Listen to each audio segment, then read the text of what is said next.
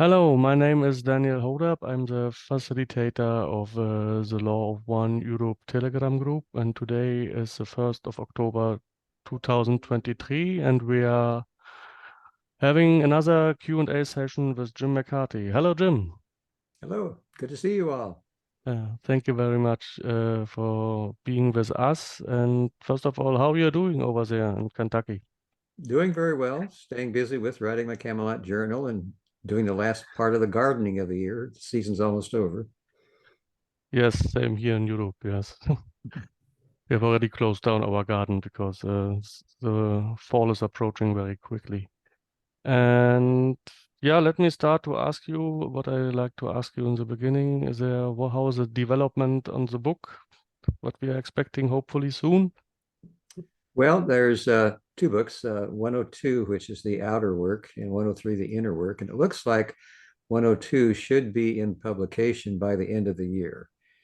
That's amazing. And Mm. yeah, it's really exciting. It's been a long process, but it's finally coming to its conclusion.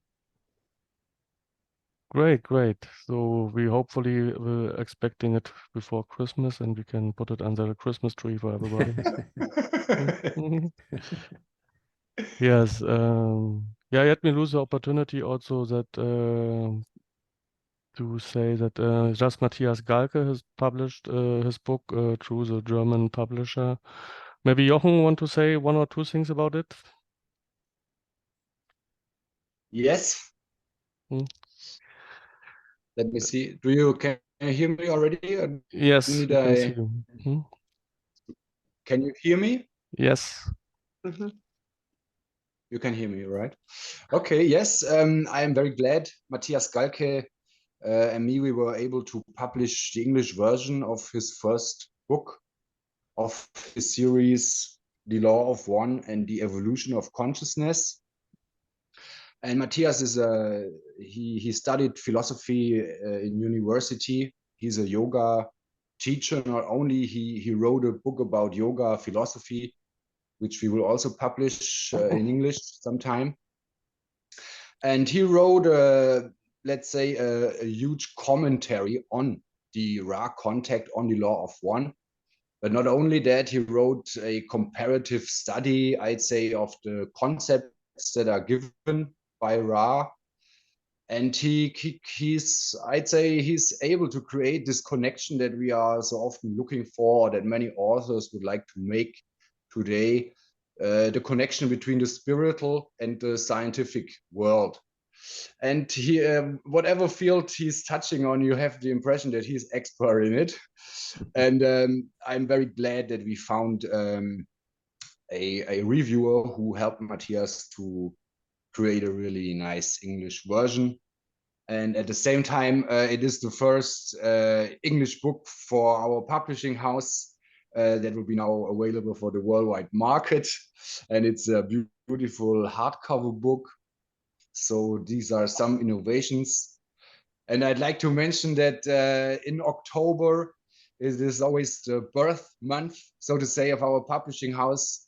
It was in October that I started up the business in 2014. And so our year also of reporting and of thinking in terms of years that we are working always starts on the 1st of October. And so today is, if you want, the 9th birthday of our publishing house. And we will be starting today our 10th year of operation. Thank you very much, Jochen. Thank you. Thank you. I would also ask first question of Jim. Were you able to read the channeling of Prague by yourself? Able to do what? The channeling of Prague. Have you read it, the transcript? Oh, no, I have not been able to yet. Okay, okay. It was amazing. It's very worthy to. Well, I'm not surprised. They have gotten very good at being channels, and I hope to read that soon, though. Thank you very much. So then we will start with the first question from Hobie. Oh, awesome. Hi, can you hear me? Yes, we can hear you. Oh, awesome. Okay. Hi, Jim. Hi to you all. Nice to see you. I would have a little question about dreams. Um, Let me see. Jim, what do you think what is the significance to dreams? Do dreams have for a seeker? How do you work with your dreams?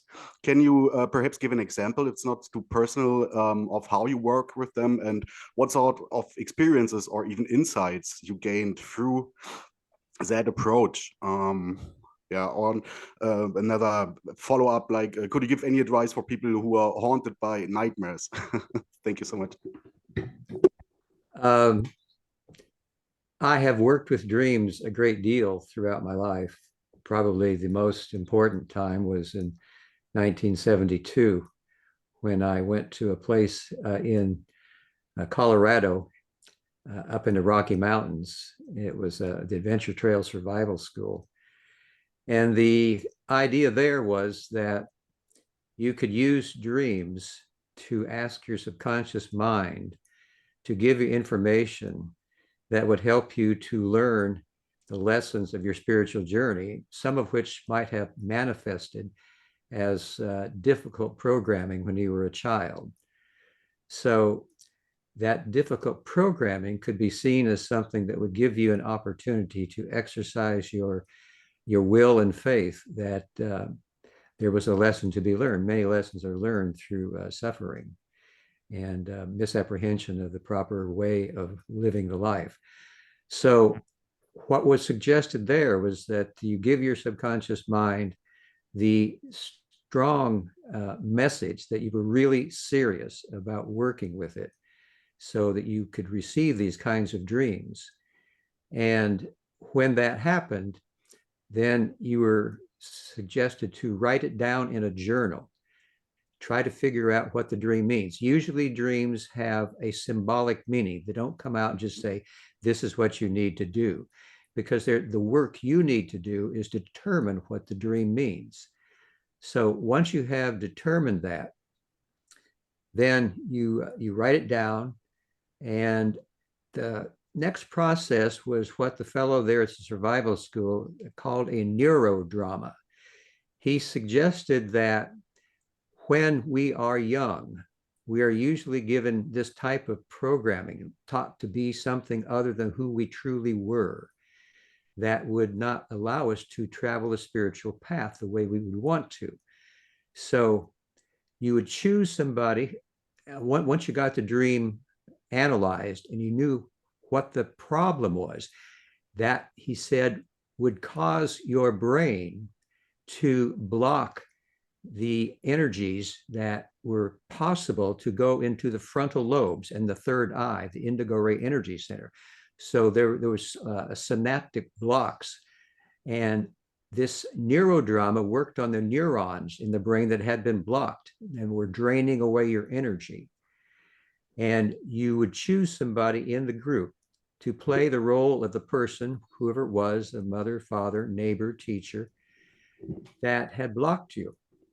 And this time, you would realize that you did have the right to stand up for yourself, and you would shout or cry or scream whatever was necessary to make it known that you now were standing up for yourself.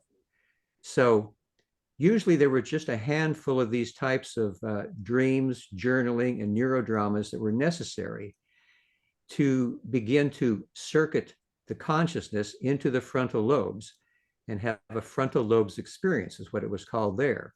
So it worked for me back on July 12th, 1972. And in the early morning hours, I felt a click at my indigo ray. And then my brain started feeling like it was circulating like a cyclotron. And from that moment on, my indigo ray energy center was activated. And there were various facets of experience that came from that. So that it was my first experience with dreams, and I worked with them for the next, I guess, 10 years.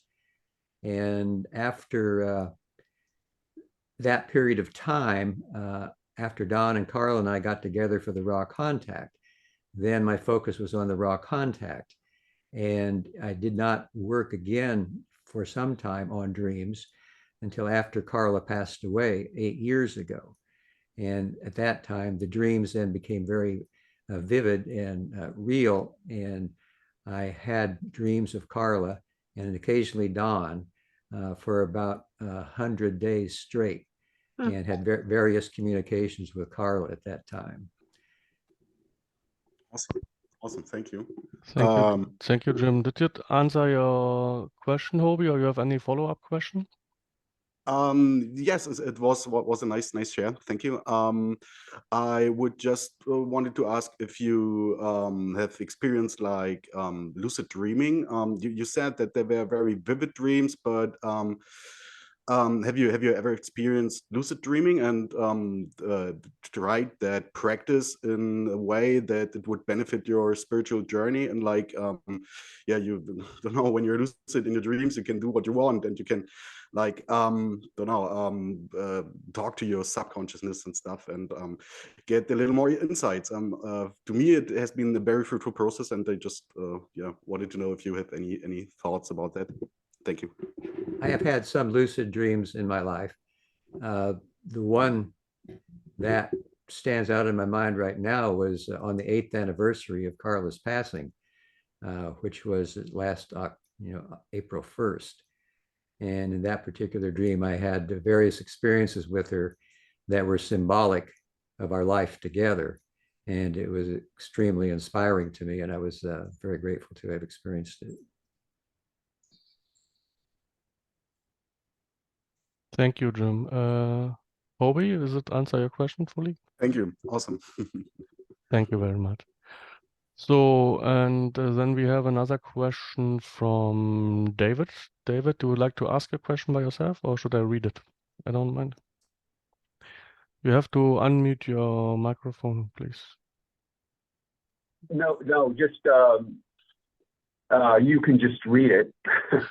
Okay, I will do Jim, so. I was just, yeah. So the question from David was, Jim, could you tell us a little bit more about this man in Colorado who went to study with you? What, which drove you to meet with Jim? Is his material still available? And then also, what drove you to live alone for 7 years before you meet Don and Carla? Well, what took me to Colorado was at the end of a program which I was involved in here called Teacher Corps. It was like Peace Corps in the United States. I was in Jacksonville, Florida, and we were working with inner city kids in the low income areas.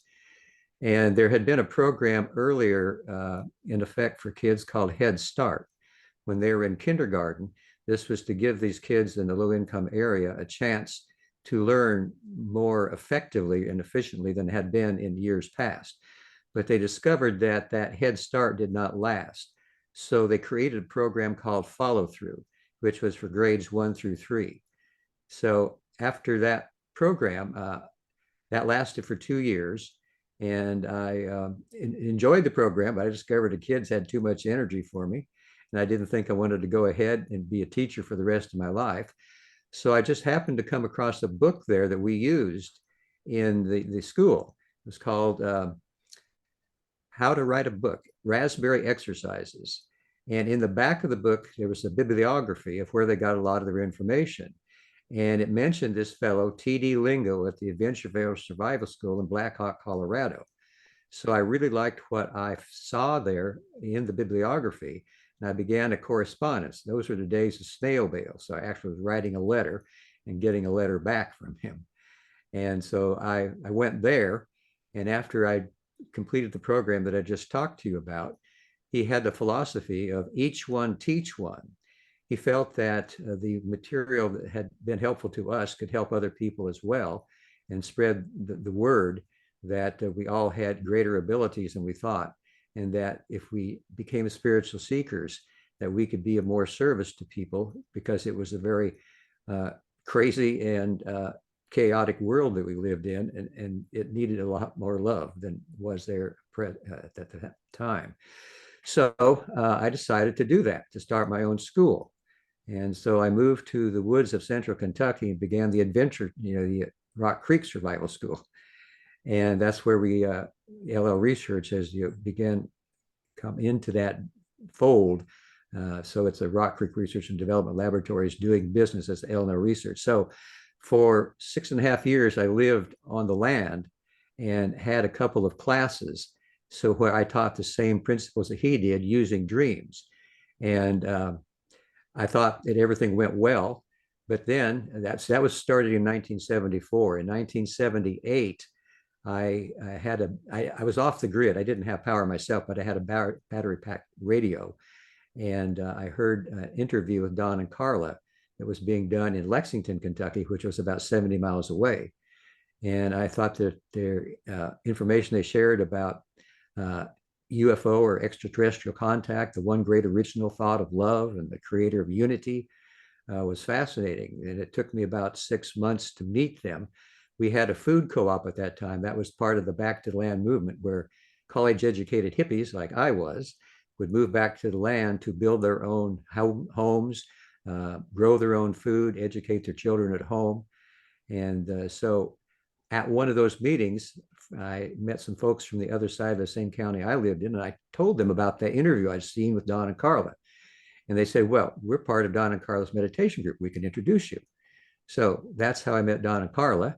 And that's what got me off to the land and back into, you might say, more civilized society, back on the grid, electricity and water and all of that. And that's, I went to Louisville once a week for the next year to be a part of their Sunday night meditations. And they invited me to join them then. Thank you very much, and very interesting. David, you have to ask any follow-up question, or you are fine with the answer?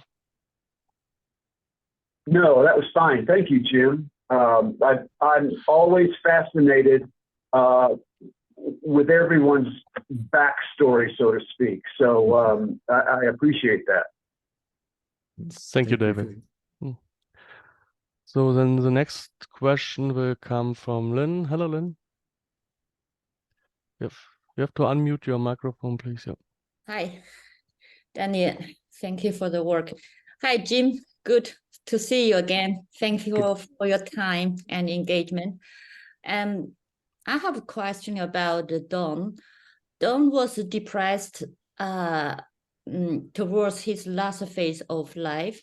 Do you consider that besides his job, which at that time by the airline, I cannot remember the name of the airline, was in danger?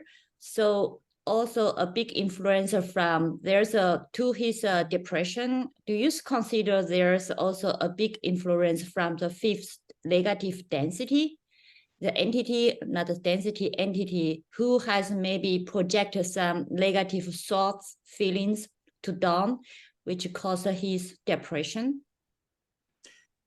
Those factors are very true to have caused him to become depressed, as you say. There was a lot that went into it. He was concerned about Eastern Airlines. He had been flying for them for about 20 years, and it didn't look like they were going to last much longer because of, I guess, competition from other airlines. And so he was also very worried about Carla because she had been the subject of psychic greetings from our negative fifth density friend. And he was trying to figure out how to deal with that. One of the things that also played a role or part in the role was we knew that he was having to drive half an hour to the airport here in Louisville and then fly an hour and a half to Atlanta before he could go to work because he was based in Atlanta. So we decided to move to Atlanta to see if that would make it easier. Mm-hmm. Unfortunately, the traffic around Atlanta was terrible. It took him as long to drive there as it did to fly there. But while we were there, there was what Don called a deleterious energy exchange between Carla and Don. Carla saw the difficulties that Don was suffering. And she said, well, why don't you just let me be the strong one? And you be like me, small and foolish. And I'll take over the responsibility for making choices as to what we do and where we go, so forth, because it was a tough time being there. And so without even thinking about such a thing was possible, he said, sure. And Ross suggested that because Don and Carla had been as one since before time, that this energy exchange caused him to lose his, what you might call his armor of light that would protect him from negative influences, such as our negative friend. Well, this deleterious energy exchange gave our negative friend a great target of opportunity to enhance the difficulties he's having, like putting a magnifying glass on a small problem and making it a big problem. So all of that factored together to cause his mental depression to get worse. And it was, such a difficulty. Eventually, though, we were fortunate that he decided that we needed to go back to Kentucky because things just weren't working out there. On December 2nd, 1983, there was freezing 2 degrees. It burst our pipes, and we had water all over the carpets, and we had mold all over the place. And the ceilings were 17 feet tall, so the heat was up at the top of the roof, and Carla was just frigid. So he found this beautiful house that I'm still in now, and we moved back here. And so we had another 7 months together with Don before he passed away. And fortunately, I guess you probably already know if you've read the article I wrote, the 34th anniversary of the passing of Don Elkins, that Carla saw him in waking visions 2 times after he passed away. And he let her know that things had occurred the way they needed to occur, that she would not understand that until she too passed through death's door. And so now she understands, and I'm still wondering. Yes, sad, but I know that they shared, so to speak, the one soul. They were used to be one, right? So in that moment, he chose by that exchange. What is that word? Deleterious, a strange long word to speak. Yeah, bad, very bad. Yeah, deleterious. Yeah, deleterious. And so at that moment, that was his choice, his free will to go that path, to accept that negative density, right? So in that moment, nobody knows in that moment, with that oath, so to speak, he lost the arm of the light to protect him. Okay. That could well be. That could well be. I just thinking whether you can recall that arm of light, but okay, we cannot make things reversal, at least in this density. Yeah. All right. Thank you so much. Thank you. Thank you, Lynn, for your questions. Joe, have a question? You would like to ask the question by yourself, Joe? You just have to unmute your microphone and then you can start. Hi there. Hi, Jim. I was just listening to you now. Do you come under attack now? And if so, what do you do about it?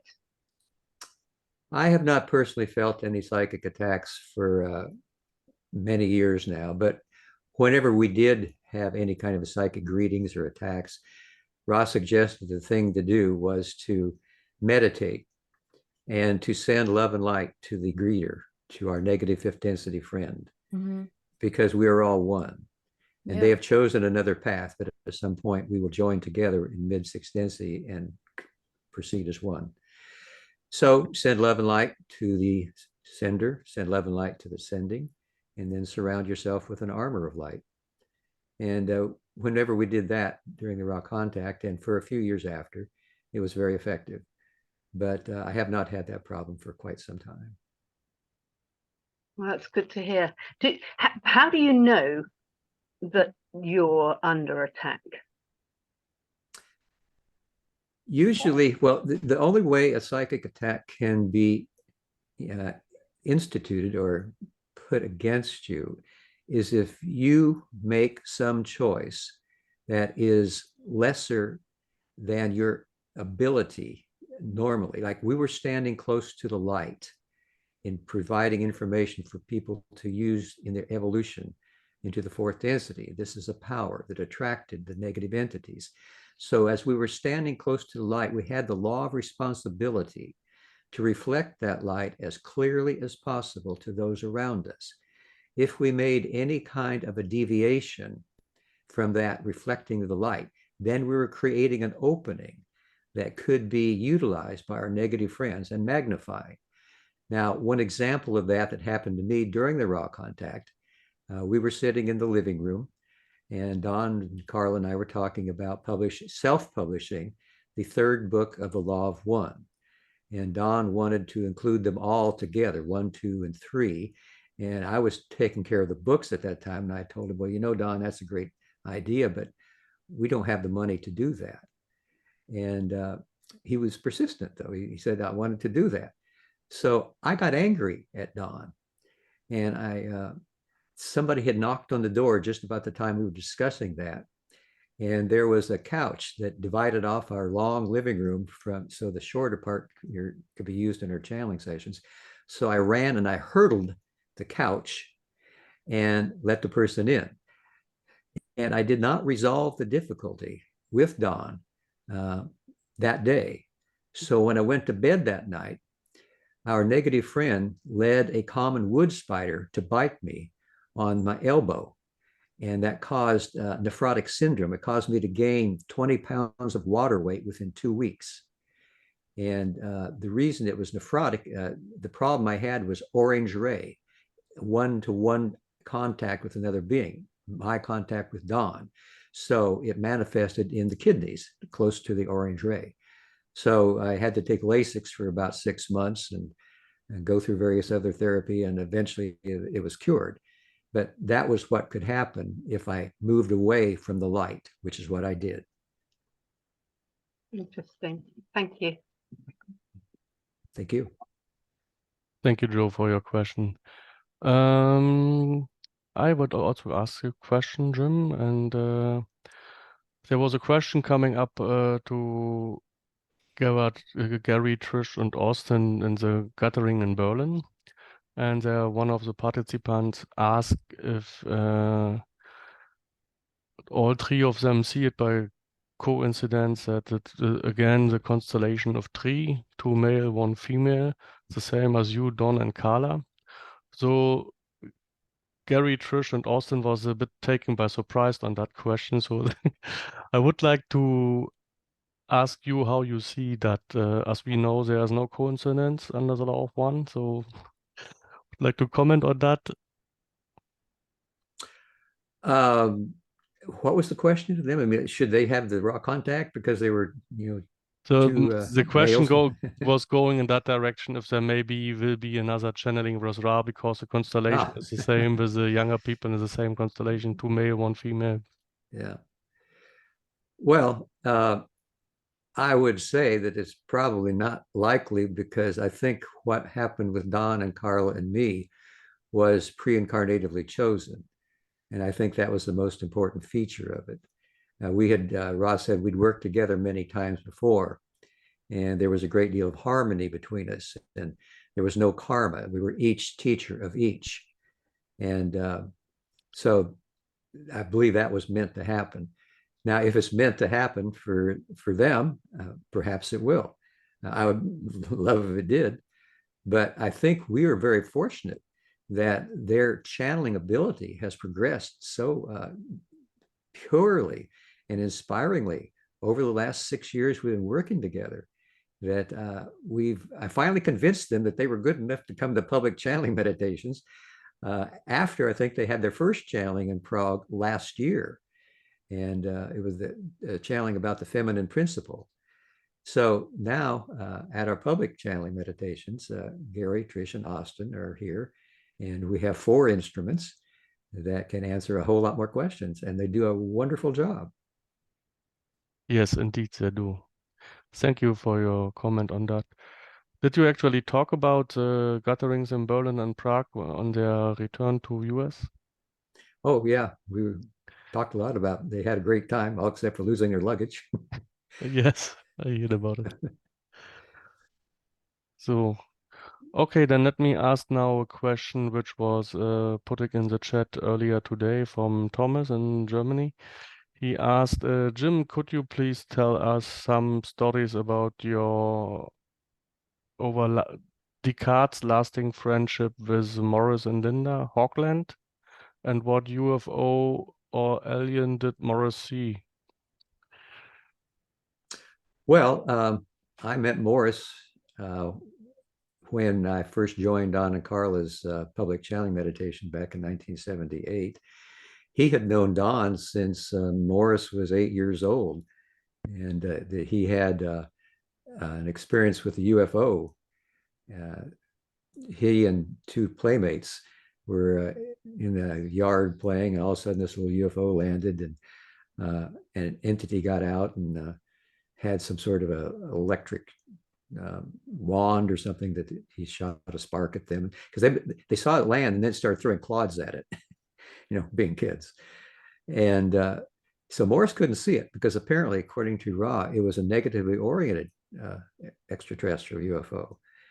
So Morris was told by his higher self to go to another place. And there he saw a positive entity. And then after he told that to his mom somehow knew to call the University of Louisville, where Don was working. And Don came out to investigate it because he was still investigating UFOs then. So that's how Morris got to know Don. And then Morris became a part of the meditation group when he got old enough. And then I joined in 78 and knew Morris and his first wife, Kathy, then. And we became friends. And Morris really wanted to be a part of the Raw Contact, but he was called away by the job he had to go to Marshall, Texas. And we didn't see him very often. It was only on certain occasions. But then toward the end of the Raw Contact, he was able to come back to Louisville and was again part of the channeling meditations. And I believe that was, let's see, that was 83. And then we used my Rock Creek Survival School as the umbrella organization, and we wrote some articles of incorporation together. And he became the vice president of the board of directors. And over the years, then when he and Linda got married in 1995, we kept our contact going via email. And whenever we've had homecoming gatherings here in my yard and in my house, Morris and Linda always are there here. And we enjoy seeing him once a year. And occasionally I get to see him more than that, but it's always been a joy to know Morris and Linda. They've always been spiritual seekers as far as I've known them. Okay, how you met Morris the first time? That was at the public channeling meditation on Sunday night at about 78 when I was going to see Don and Carla. Okay. That's 45 years ago. Oh. Yeah. Well, he knew Don longer than that. Thank you, Jim. We have another question from Matthias. Please, Matthias, like you ask a question, unmute your microphone. Yeah, hello everybody. Hello, Jim. In my meditation group, we are experimenting with pyramids. And my question is, what experience have you had with meditation within a pyramid? Well, in general, I find that I have a pyramid that's 6 feet on a side, equilateral triangle. I don't use it too much anymore, but when I did use it, I noticed that I didn't have as much chatter going on in my head. It seemed to take away the thoughts, make it easier to focus on one point. And I always appreciated that. What I've used the pyramid mostly for, and still do, is a small pyramid of about 1.5 inches on a side, and put it under my pillow. And third spiral then tends to, and I only use it for 30 minutes, according to Ra's suggestion, before I get out of bed in the morning. It seems to increase the clarity of my thinking, my facility with vocabulary, and just a general inspiration for the day. So I've had limited uses with pyramids, but that's been my experience. Thanks for your answer. Thank you for your question. Yeah. Yes, I'm actually also using the pyramid in the morning when became one of my morning rituals that I'm putting the small pyramid under my pillow before getting up and start my day. Thank you for your question, Matthias. Anybody else have a question? Jochen, want to ask a question? Yeah, go ahead.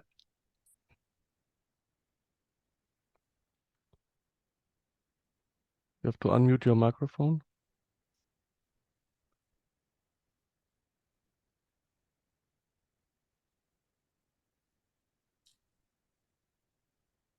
Looking for.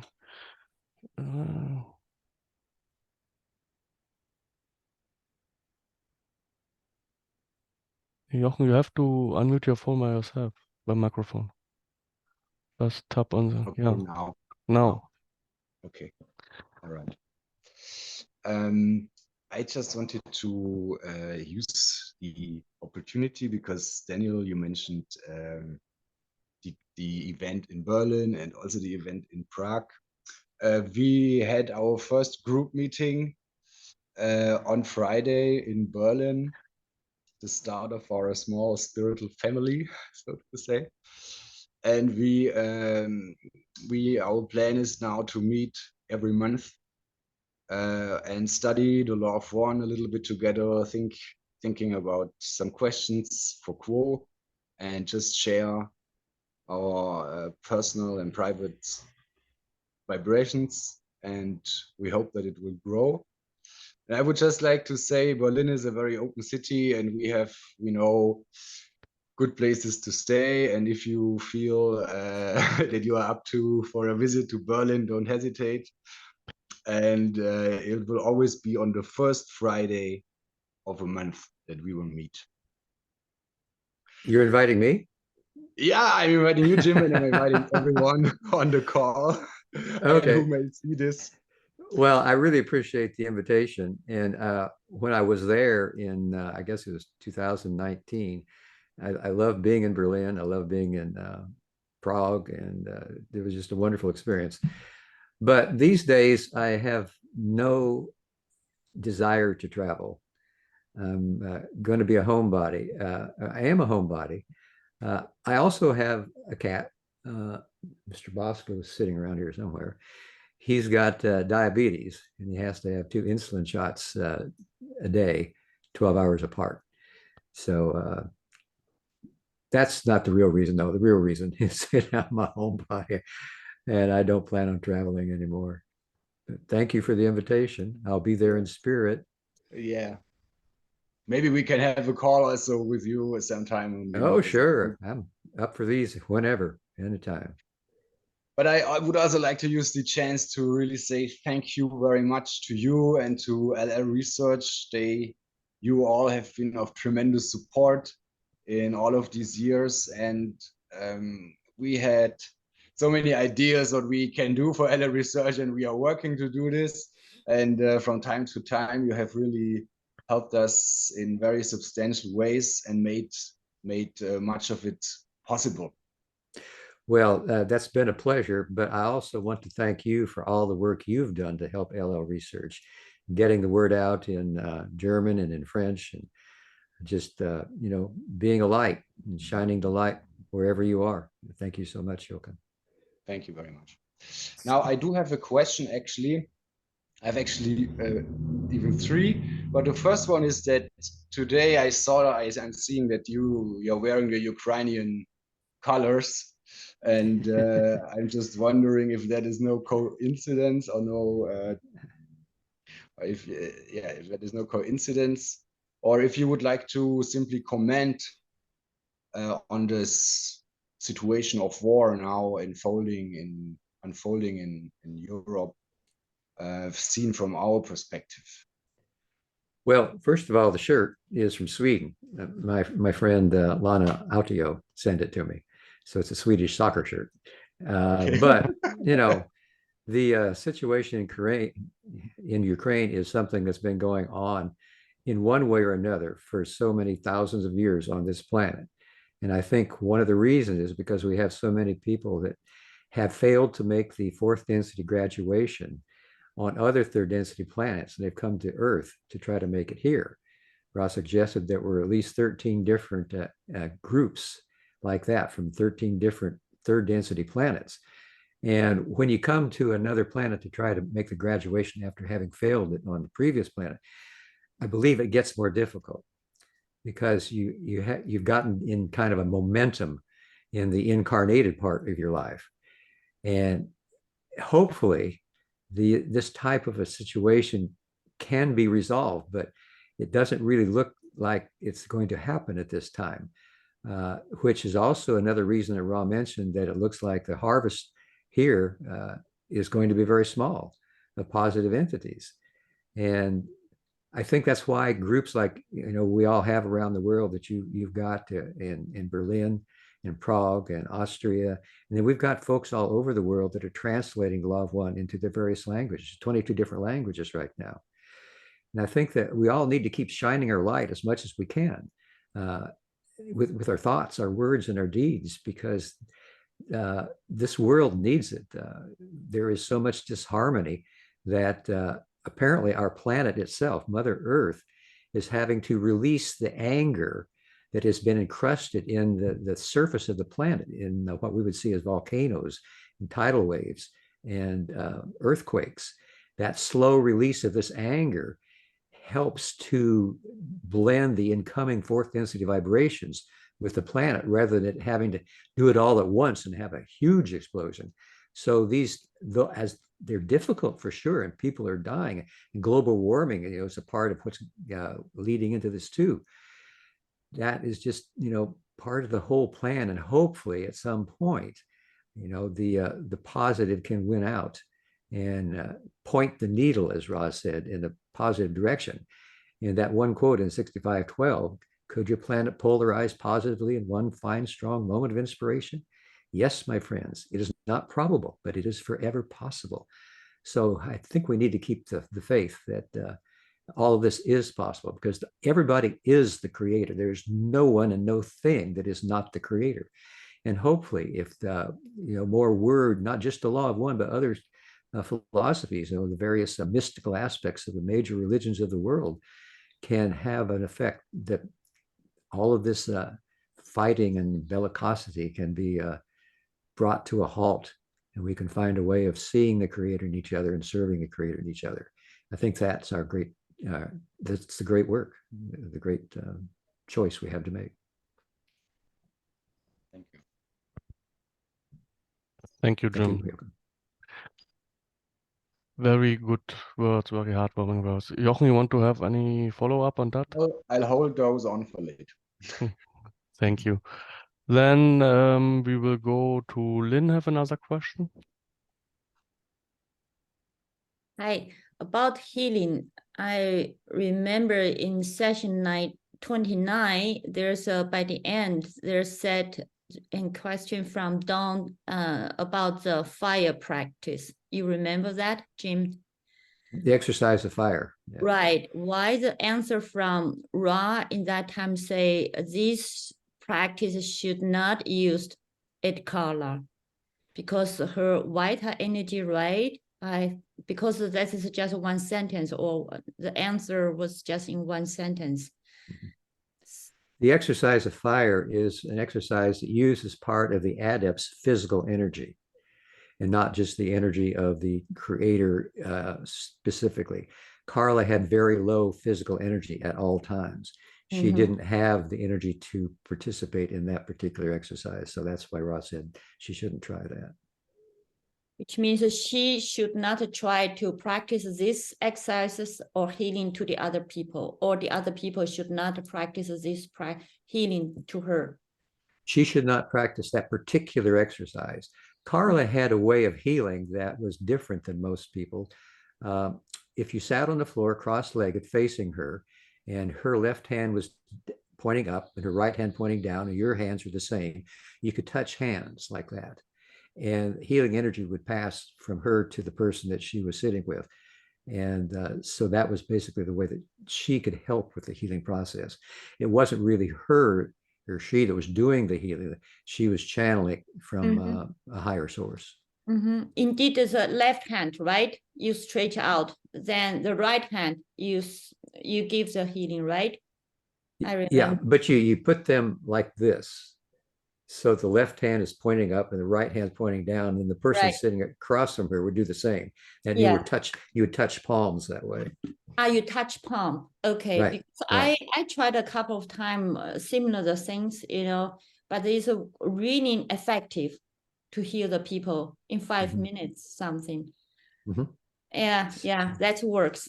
And I remember another healing which I just share is quite efficient for me. I just stretch out my left hand, palm up, and this hand just to do from the heart chakra. This also from the Ra, to make some kind of like a butterfly from the right shoulder to the left hip. You remember that from that side to the right shoulder, then to left hip, something like this, you know.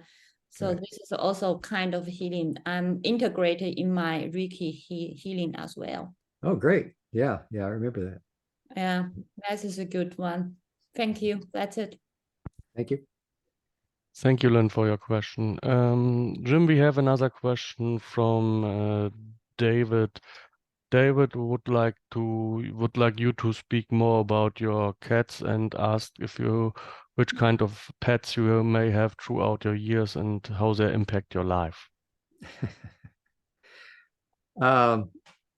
Well, when I was a kid in grade school, I had 3 dogs.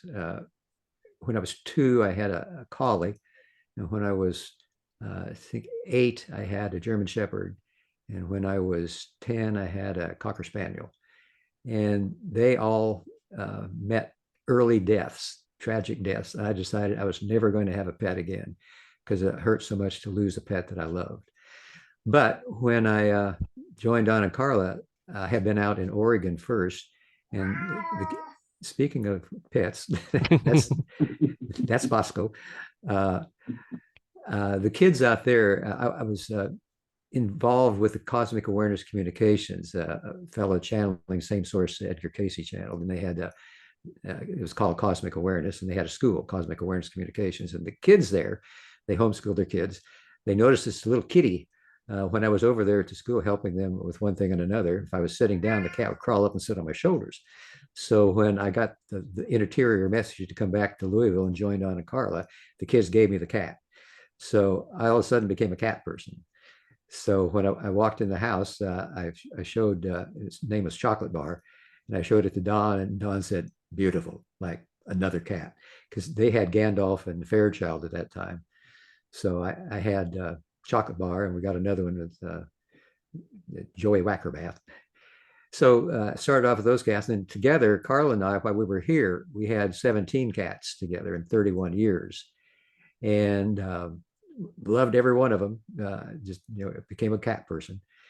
And the last 2 that Carla and I had together were Dandelion and Chloe. And we got those in 2006. And then they lived for 16 and a half years, about 7 years after Carla passed away. And they were my favorite cats of all time. And it was extremely traumatic to lose them because they died 4 days apart.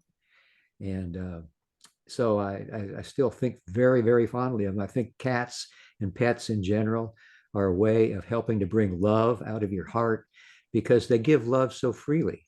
And that giving and taking of love back and forth creates a bond between the owner and the pet that really is helpful for both. And I think Ross said that one of the most normal ways for second density creatures to make it into third density is pets.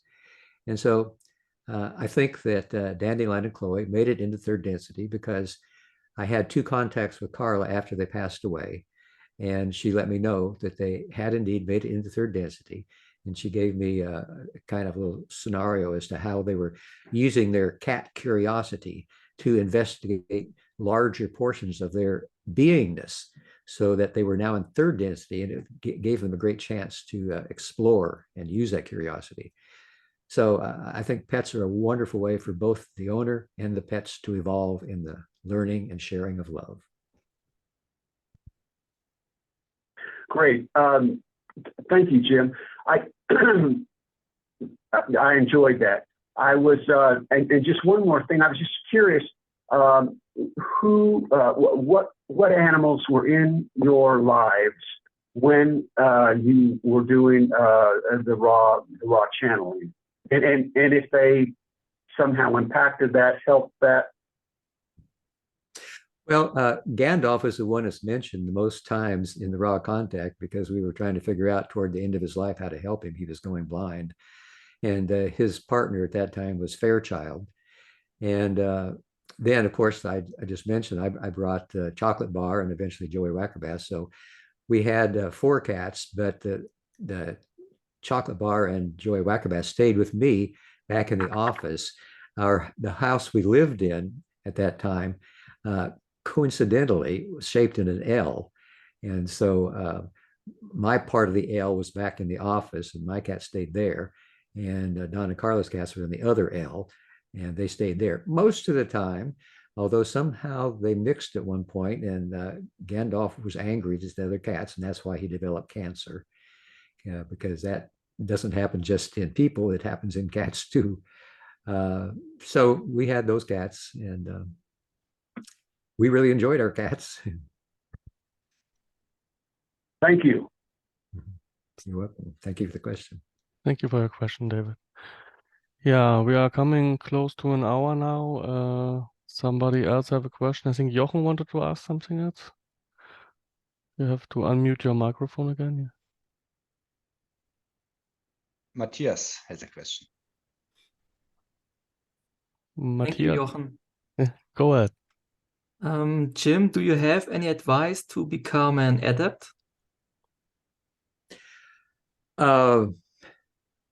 Keep on your spiritual journey. Keep doing what you're doing.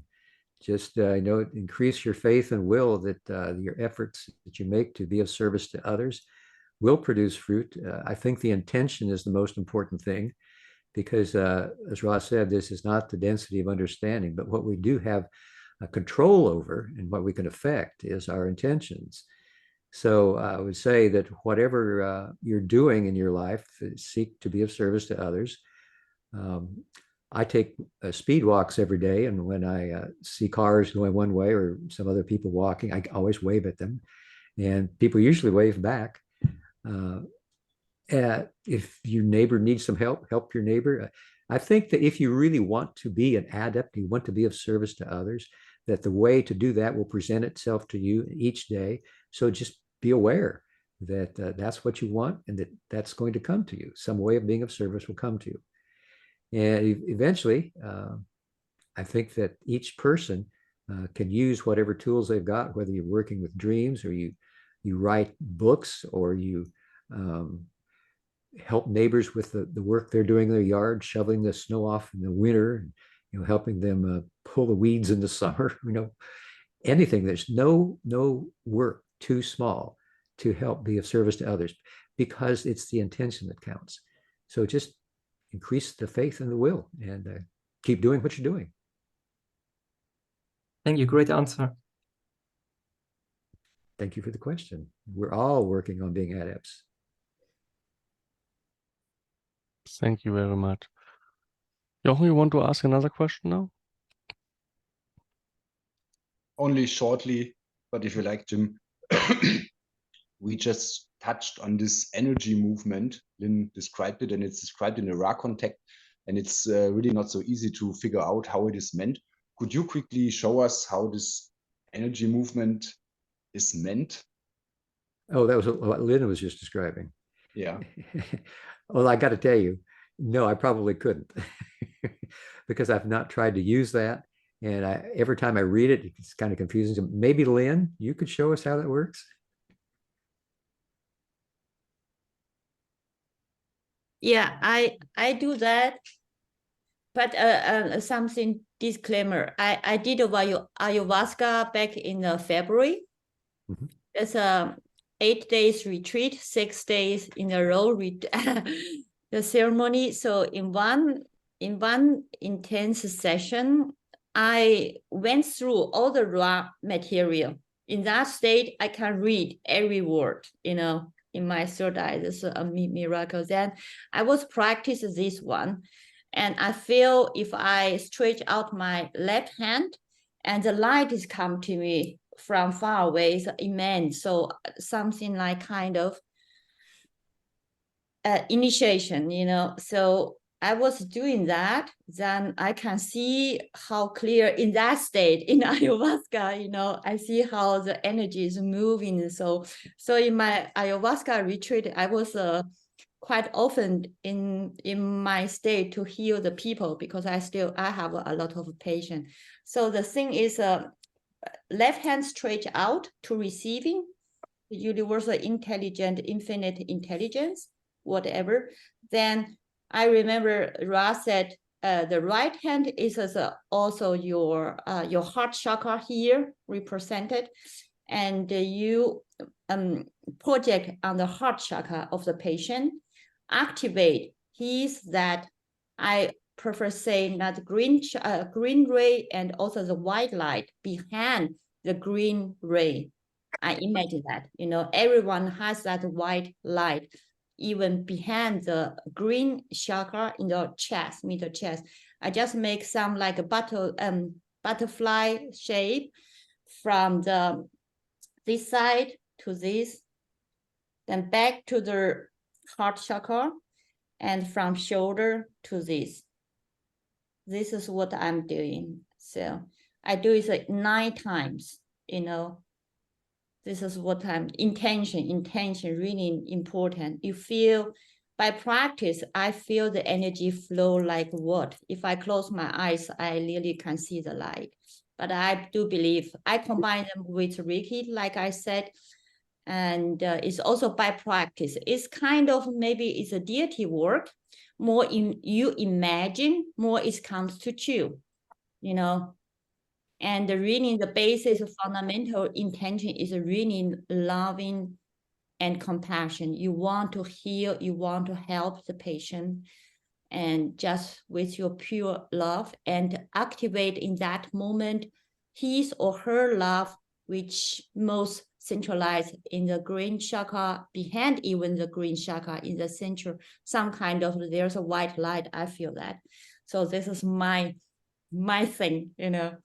All right. Thank you. I appreciate your help.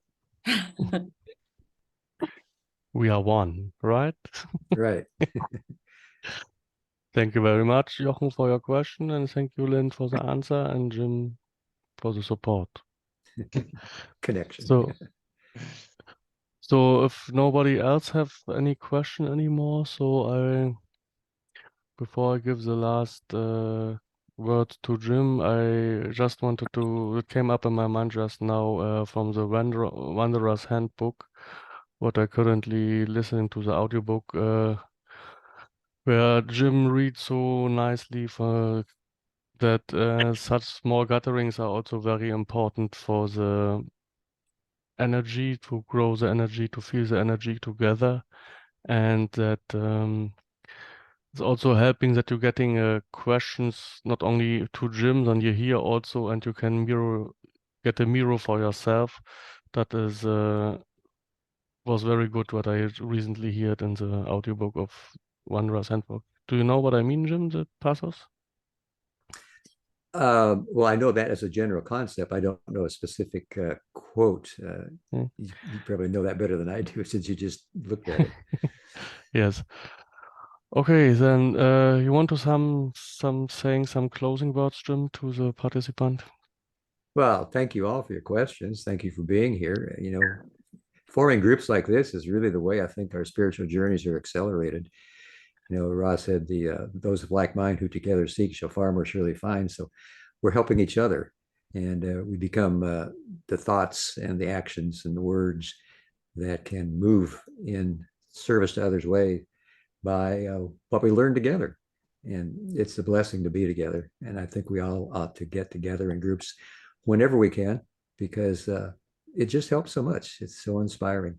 It's like planting seeds, and each of us then becomes a seed, go out into the world and share what we've learned in a manifestation of one way or another. We are all the creator, and we can see the creator in others much more easily when we can see them in each other in gatherings like this. Thank you very much, Jim. Exactly, was written on the T-shirt. And I want to thank you, Jim, for your time, and thank you, the participants, for your very good questions in this time. And I hope to see you soon by the next Q&A, and I hope Jim will be having time for us in future for such beautiful sessions like today. Thank you very much, Jim. Thank you all. I look forward to our next time together. Thanks, Jim. Thank you. Hey, Mary. Hey. Ah, you come. See you everyone the next time. Huh? Bye. Bye. Bye.